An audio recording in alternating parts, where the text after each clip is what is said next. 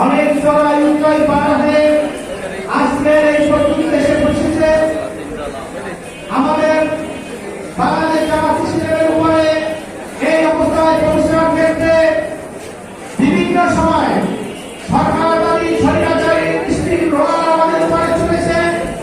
তার সর্বশেষ প্রতিফলন হিসেবে আপনারা দেখেছেন বাংলাদেশ জামাত ইসলামকে নিষিদ্ধ করার মতো দুঃসাহস দেখিয়েছে।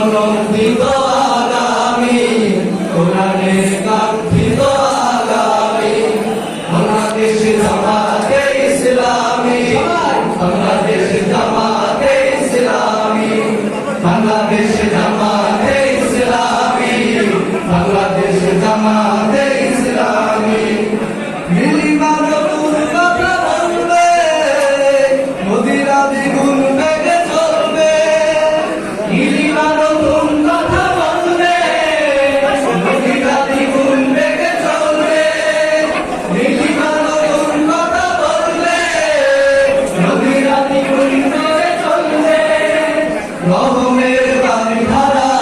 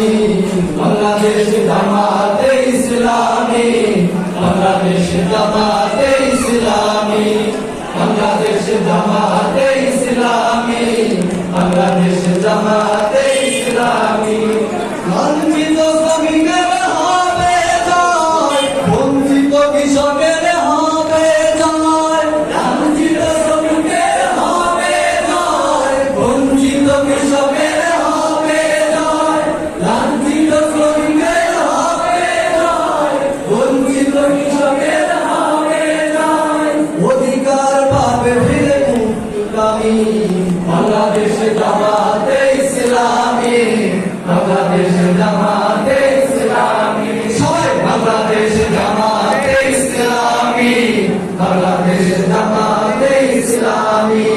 গর্বে গর্বে আল্লাহু আকবার, গর্বে গর্বে খেলাফতে আশিকান, জনগণ নন্দিত আগামী, কোরআনের কাঙ্ক্ষিত আগামী, জনগণ নন্দিত আগামী, কোরআনের কাঙ্ক্ষিত আগামী। বাংলাদেশ জামাতে ইসলামী, বাংলাদেশ জামাতে ইসলামী, বাংলাদেশ জামাতে ইসলামী, বাংলাদেশ জামাতে ইসলামী, বাংলাদেশ জামাতে ইসলামী, বাংলাদেশ জামাতে ইসলামী, বাংলাদেশ জামাতে ইসলামী, বাংলাদেশ জামাতে ইসলামী। সমবেদনা আসলে কিভাবে জানাবো? আমরাও একইভাবে দুঃখে কাতর। আপনাদের প্রিয় ভাষী কোরআনের পক্ষে আল্লামা সাঈদী 13 বছর কারাগারে বন্দী ছিলেন। আমার পরম শ্রদ্ধেয় বড় ভাই, আপনাদের পরিচিত মুখ, তিনিও মুফাসসিরে কোরআন ছিলেন, বরিশালেও মাহফিল করেছেন। মাওলানা রফিক বিন সাঈদী মামলা চলাকালীন সময় কারাগারে হার্ট অ্যাটাক করে মারা গেছেন। স্বজন হারার ব্যথা আমরা অনেক বুঝি, আমাদের ভিতরে অনেক কষ্ট আছে। আপনাদের সাথে একই সুরে আমাদেরও কাঁদতে মন চায়, কিন্তু এমন একটা সময় আমাদের গেছে যে আমরা প্রাণ ভরে কাঁদতেও পারি নাই। আজকে আমরা আপনাদের সাথে মিলিত হয়েছি ঠিকই, চোখের পানি কাঁদতে কাঁদতে, ঘরের ভিতরে কাঁদতে কাঁদতে চোখের পানি শুকিয়ে গেছে। আমার বাবা এইভাবে যাওয়ার কথা ছিল না। আমি এটা বিশ্বাস করি, নির্ধারিত সময় তিনি গেছেন, হায়াত যতটুকু ততটুকুই তিনি বেঁচেছেন। কিন্তু কারাগারের ভিতর থেকে তাকে ষড়যন্ত্রমূলক বের করে নিয়ে এসে হাসপাতালের ভিতরে বিনা চিকিৎসা এবং চিকিৎসার নামে ষড়যন্ত্র করে তাকে হত্যা করা হয়। আজকে স্বজনহারা পরিবার যারা আছেন, তাদের হক, তাদের দাবি আদায়ের জন্য রাস্তায় দাঁড়ানোর কারণে নির্বিচারে পাখির মতন গুলি করে হত্যা করা হয়। আপনাদের মনে আছে 28শে অক্টোবর 2006 মাত্র 6 জন ছেলেকে লগি বৈঠা দিয়ে কিভাবে সাপের মতন পিটিয়ে একের পর এক হত্যা করা হয়েছে। ওই দিনই গণতন্ত্রকে হত্যা করা হয়েছে। আর আজ পর্যন্ত সেই 5ই আগস্ট পর্যন্ত সেই একই রকম অত্যাচারের স্টিম ঘোড়া।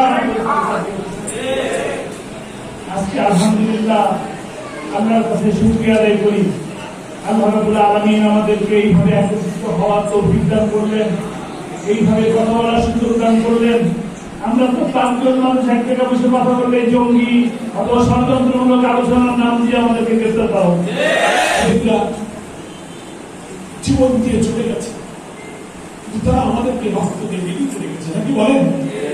সেদিন কি যে অত্যাচার, নির্যাতন, জুলুম, মানুষের অধিকার বঞ্চনার বিরুদ্ধে ওরা লেখাপড়া ছেড়ে তারা ইউনিভার্সিটি, স্কুল, কলেজ, মাদ্রাসা, চাকরি বাকরি, দোকানপাট, রিক্সাওয়ালা রাজপথে নেমেছিল, হাসিনার বুলেটের সামনে বুক পেতে দাঁড়িয়ে গিয়েছিল, গুলি করেছে, ওরা জীবন দিয়েছে, হাসিনা পরাজিত হয়েছে, বাংলাদেশ বিজয়ী হয়েছে। কিন্তু সেই জীবন দিয়ে মুক্তির এই স্বাদ তারা দেখে নিতে পারে। আমরা যে আজকে আনন্দ পাচ্ছি, আজকে পুলিশ আমাদের ধরে না, আজকে অন্যায়, জুলুম, নির্যাতন, মামলা হামলা থেকে যাদের কিছুক্ষণ স্বস্তি পেতে যাচ্ছে, জালের অত্যাচারী শাসনটা পালিয়েছে, এই মুক্তির স্বাদ তারা দেখে যেতে পারে। কিন্তু তাদের স্বপ্ন ছিল আমাদের প্রিয় জন্মভূমি সোনার বাংলাকে একটি নতুন সমৃদ্ধি, শান্তি, নিরাপদ বাংলাদেশ করতে চেয়েছিল। লেখাপড়া অধিকার দিয়ে বঞ্চনা করা হবে না, মিথ্যা মামলা আমাকে ধরা হবে না, আমি আমার বাড়িতে ঘুমাতে পারবো। যেভাবে 15